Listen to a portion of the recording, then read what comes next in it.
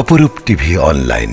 বিএনপির ভারপ্রাপ্ত চেয়ারম্যান তারেক রহমানের নির্দেশনায় পাহাড়তলী থানা বিএনপির সাবেক সভাপতি হাজী বাবুল হকের উদ্যোগে ইফতার সামগ্রী বিতরণ করা হয়েছে। আজ ইফতারের আগ মুহূর্তে চট্টগ্রাম নগরীর অলংকার মোড়ে পথচারীদের মাঝে রান্না করা খাবার বিতরণ করা হয়েছে।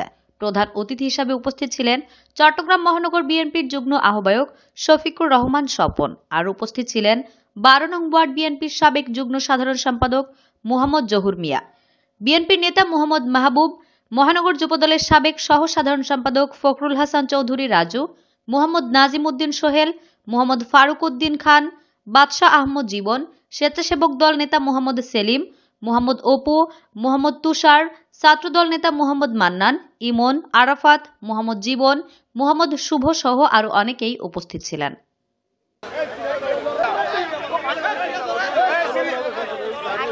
রহমানের নির্দেশে এবং পাহাড়তলী থানা বিএনপির বাবুল হকের তত্ত্বাবধানে আমরা গরিব দুস্থ মানুষদেরকে ইফতার দেওয়ার জন্য, রোজাদারদেরকে ইফতার দেওয়ার জন্য আমরা বিএনপির পক্ষ থেকে এখানে উপস্থিত হয়েছি অলংকার চত্বরে।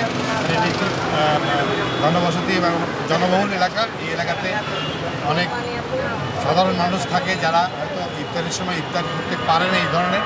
এই জন্য আমরা এই জায়গাটা বেছে নিয়েছি।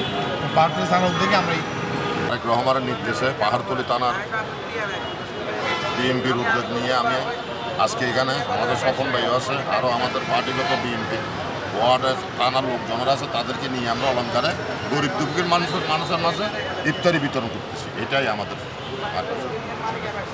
আমাদের সব সময় দিয়ে এবং দিয়ে আসতেছি, দিব ইনশাল্লাহ গরিব দুনিয়াদের।